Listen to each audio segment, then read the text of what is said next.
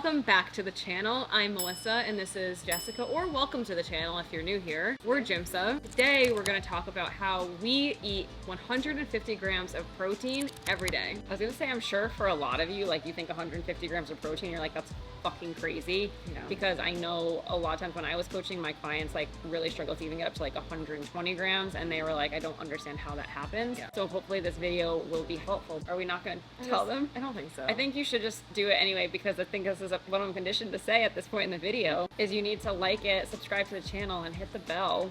That way you get notified every time we drop a new useful video. You're talking really quiet. Like the air is on. Can you talk a little bit more direct to the microphone? Sure. Tell them again. Here. Okay. So no, it's okay. It's fine. I think they heard you. Are you hungry? Thirsty. It's so hot here. I know, I told you. I'm sweating. My backs and my knees are sweating. Milk was a bad idea. Yeah. We eat 150 grams of protein a day. I think that before we get into how we do that, we should talk about protein's purpose in our diet, in anyone's diet. Like, why is it so important that you actually eat protein, right? Because I think that's one of the first things, just in general, most people vastly undereat or underconsume protein. Most women undereat protein. And men too. Okay. Like the general population, like think about Gen Papa of like the entire US. That's true. Right? Everyone really like undereats amount of protein and also underestimates the amount of protein you actually need in order to have like a healthy and thriving body. Yeah. So I think the most important thing is to talk first about like, well, why is protein so important? Like, what role does it play? And why should I be incorporating it into my diet? So protein's super important because it's one of the main building blocks for like your body to function. It really helps support muscles in terms of like growth, but also recovery after intense training sessions. And the thing is that if you don't have enough protein, which most people don't, your body will actually start to break down your muscles in order to compensate for the lack of protein that you're getting in. And this is a problem for people, especially if you're trying to lose weight. When we're in an attempt to lose weight, we're eating in a calorie deficit. And so your body, like in general, isn't getting enough fuel in order to maintain its current state. So when you're losing weight, you're losing both body fat, but also some muscle tissue, water. It's a whole range of things, but your body is starting to break down that muscle tissue as well. And the thing is, the leaner you get, the more protein that your body requires in order to prevent it from further breaking down that muscle tissue, right? If you have no body fat, in order for your body to break down, it's automatically going to start going to your muscles in order to break that down for fuel. So that's why it's so important to eat a good quantity of protein, but also as you're eating more protein and it helps support that, like maintaining that lean muscle, what it's going to help you do is create more of that like toned look. You can go back and watch our last YouTube video on essentially how to lose fat and build muscle to achieve that toned look. Essentially, that's what you want. We want to try to maintain as much lean muscle as possible so you can have that toned look. If not, and your body is consistently breaking down muscle as we pull off body fat, that's going to give you that like skinny fat look, and most people don't want. Say what it looks like. It looks like a melted candle. Yeah. You look like, think about any person that has no muscle tone and they're super lean.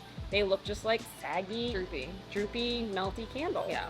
So this is why, even for our clients who are just counting calories or who are calorie cycling, we always do calories with a protein goal. That way you're not just getting all of your calories from carbs and fats. We want to make sure that you're eating a healthy amount of protein to support a healthy bodily function and to support lean muscle, right? Like that's one of the most important things. The more lean muscle you have, the greater your metabolic rate is too. So you're going to burn more calories both while you're active and at rest when you have more muscle tone.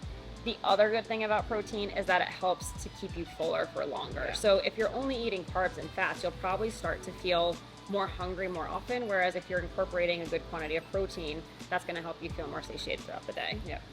Okay, so let's talk about how we got in 150 grams of protein a day. So I remember when my coach gave me that protocol, I think I was eating around 120 to 130 grams pretty consistently each day.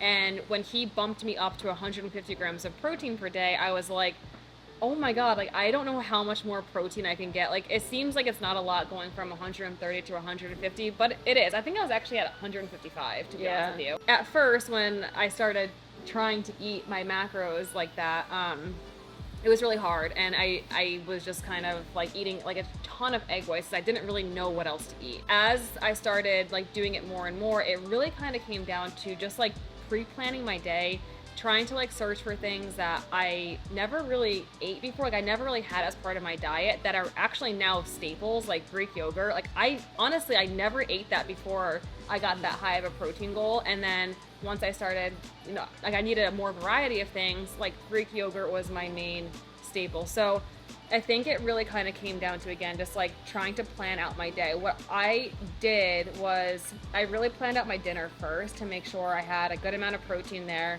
And then I kind of worked my way backwards with like lunch, breakfast, and then like other snacks to try to supplement to get that protein in. I was trying to supplement a lot with protein powders because I was having a hard time trying to figure out foods to eat. Once I got comfortable with the foods that I was eating, though, I was able to really only use protein powder here and there if I just didn't have time to like make food, or if I just kind of needed like 10 extra grams or, you know, 15 extra grams of protein in the day. And that's the thing, is like a lot of clients come to us are like, how much protein powder, like, or protein drinks or protein bars can I be eating? And at the end of the day, we want to think about like any type of protein shake as like exactly what it is. It's a supplement.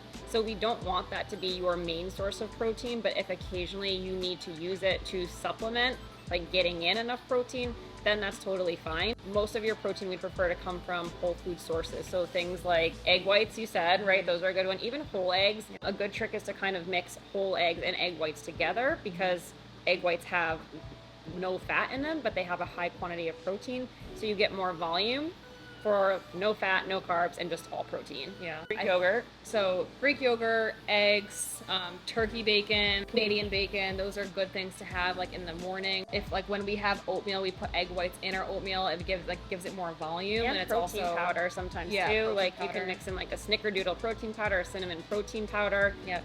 Along with egg white, so again, like more volume, higher protein. And I know some of our clients also take like the Fairlife protein shakes, and they'll put it in their coffee in the morning, and that gives them kind of like a salted caramel coffee, and it's sweet and a quick boost of protein there. Yeah, I know for lunch what we did a lot was like we were ordering like deli meat like crazy, and so we had like pounds of like Krakus Polish ham, because it was like really lean ham. That we would just eat like by like the mouthful, but also like putting on a sandwich. Turkey, so that was like, chicken breast, turkey, roast beef. Really kind of any like deli meat was good for getting protein at lunch. I think with that too, like look for higher protein sources as well in foods that you might not typically think of. So one thing that like surprised me, I don't know if you guys have heard of lavash wraps.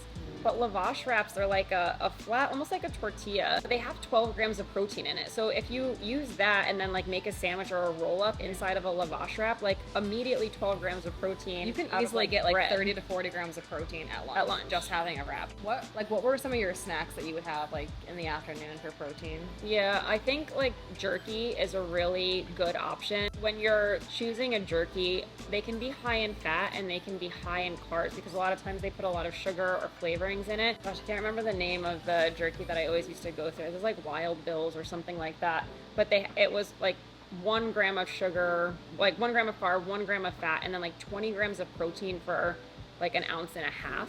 So again, like that's a great source. Like it takes a long time to chew through. Like it's something that extends for a long period of time. My thing, I know we said like eggs in the beginning, but like I would have more like an omelet in the morning, and then I would hard boil eggs, and then I could like literally just peel the egg whites off, have that if I didn't have as much fats, or I'd have the whole like hard boiled egg that really does like fill you up, like hard boiled eggs. So that was a big one. Like either Quest Protein Crisps or Rebellion Nutrition, they make these protein chips, and they come in either like barbecue flavor or buffalo wing flavor, and those are really good to have like as a snack if you want something crunchy midday. And I think they're 10 grams of carbs for like 28 chips, so you get a lot, and it's a good protein boost. And then I think for dinner, so like a lot of women are kind of like when they start trying to eat more protein, they're like, I'm sick of chicken. Like I'm like, why are you only eating grilled chicken or like boiled chicken? Like have a chicken thigh, like have like chicken on the bone, have a burger, like have a steak. Like when's the last time you had a like full T-bone steak to yourself? Like eat the meat, right? Like you can have salmon, you can have whitefish. tuna. There's so many options that Get out of the chicken rut is like. but I think it's biggest because thing. everyone is so like in like, well, it's not a diet food. Like Right. a burger is not like a diet food, but like you can have the burger. Like if it And you fits in your can- calories, eat it. Yeah, and if you need to make it like more like diet friendly, you don't have to have an 80-20 burger. Look for something like 90-10 ground Yep. beef or 96-4 ground beef. Definitely, that's probably too lean, but like 90-10 ground That's beef. what I have. Yeah, but if you make a burger out of that, you can have like a higher quantity of meat without all of the calories that you would get if you had like a fattier source. Yep. Right? So be creative with that. Even like ground pork, sometimes what I'll do is I'll get like 99% lean ground turkey or lean ground chicken. And the leaner that you get in terms of the meat, I guess, or the protein, the higher protein value that it actually has. So if you look at like 93.7 turkey versus 99 turkey, a lot of times 99 turkey will have probably 10 grams more of protein, maybe Yeah. more than the higher fat turkey. But in order to give that some more flavor, because I know sometimes it can be dry, I might get something like, 90-10 pork and 99% lean turkey, and then mix them together. That way you get a little bit of the fat, you have the high protein source, but then you also get a little bit more Yeah. flavor. So try to think outside of the box when you're looking for protein, and don't be so rigid and just like, it can only come from like chicken breast and egg whites. Yeah, I think that was the biggest thing. It was just like expanding what our options are to try to get that protein in. Other things too, again, like being creative and thinking outside of just meat, like certain beans have like higher, quantities of protein in Yeah. it. I know that lentils have a lot of protein in it for being majority carb source. They have a lot of protein. I know that a lot of times with pastas, they're making, protein rich pastas now. So there are ways to, pad out your nutrition. Shrimp.